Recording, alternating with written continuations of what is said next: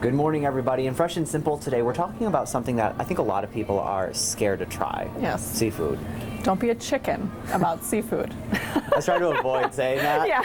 It's so cheesy, but I kind of like it. You know, it kind of It makes catchy. sense Yes. because a lot of us are chicken to try seafood. Yes, and actually eating it 2 to 3 times a week can benefit our heart health and our brain health. So it's definitely important to keep incorporating that.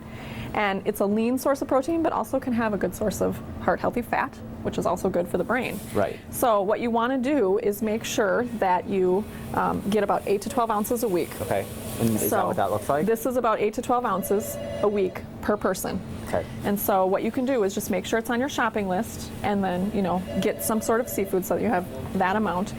And make sure your shopping list includes all kinds of seafood, so you can do shrimp and scallops and And there are some all types those of different seafood things. that aren't quite as fishy tasting as others for if you're not really a big fan of that taste. Yes, yep. And the key is, though, is really how are you going to cook it? Okay. So what you can do is actually there's 3 simple ways you can cook it, and one of them would be in the oven. And you're just going to make a foil pack. So you have about a 12-inch square piece of foil, and you're just going to roll the top 2 short ends together, and then you'd have your food obviously inside of it already. And then you'd roll over the ends, and it's going to take about 20 minutes.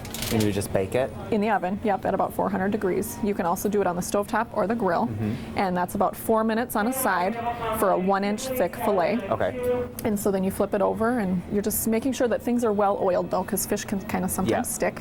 And if you cook it too long, that's when the fishy taste can come out, and it gets a little bit more rubbery, and people tend not to like it. Yeah. And so all sources are good, too, even in the can.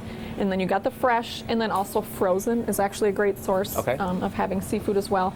And so if you're looking at Friday, for instance, and you're thinking, oh, I haven't gotten in my 2 to 3 times a week, then try and think about, what can I do on Saturday? Can I have a tuna sandwich? Can I throw in shrimp with my pasta? Or during the week with your work, there's a lot of simple ways now that the packaging is allowing you to get seafood in, so they're convenient. These little packs of tuna come with the mayonnaise and the crackers. So it's easy to get those in, these little, the salmon pouches as well. So there are lots of different ways that you can actually get it in. A lot of good options. Yes. And so the grill and the stovetop, we're going to use the stovetop today. Okay. And it's going to be really quick and easy. And what's good about this is actually we're already using cooked salmon that's from the can. Oh, okay. So you're going to see some skin in here, which is completely fine. And you also might notice a few bones, but these bones actually have calcium and vitamin D in them. So don't go through and pick them out. They're just going to kind of wither away as you cook them anyway. So they're not going to be crunchy? No, you're not going to notice. I mean, you might notice a crunch, but it's not going to be harmful to you at all. So you're going to just have a can of salmon that you're going to see, you know, you can see the skin there, but you're just going to kind of flake it is what you want to do. And then you're going to add the saltines. I'll have you do that. And we've got 8 saltines that I've just already crushed together. This is going to hold the patties together. This is going to be a salmon burger. So that's another way to get more fish into your diet, is swap out those American favorites. Right. And put in some seafood. Substitute it. So you could do even grilled cheese, add some canned salmon. You could do shrimp quesadillas, fish tacos, shrimp pizza, whatever. Then we're going to do some red bell peppers. Okay. And we got about a 1/4 cup of those, about 3 tablespoons of low-fat mayonnaise. This is going to be your binder, so it's going to help the patties hold together. Yep. About a teaspoon of lemon juice. And then for some extra flavors, a little bit of hot sauce. Oh, yeah. So you can do about 4. Load it up. I like to do a little bit more than 4. Yeah, so do I. I would too. Give it a little extra flavor.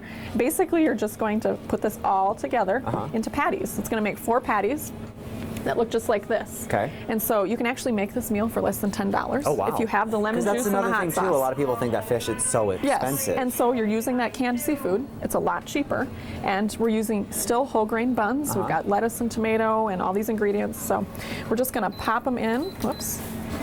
Go up with that. And I'll just use my hand if you don't care. That's fine. No, fine. And then we have about a tablespoon of olive oil To help it. so that it prevent doesn't sticking, stick. Yeah. Yep. Okay. You could also use nonstick cooking spray.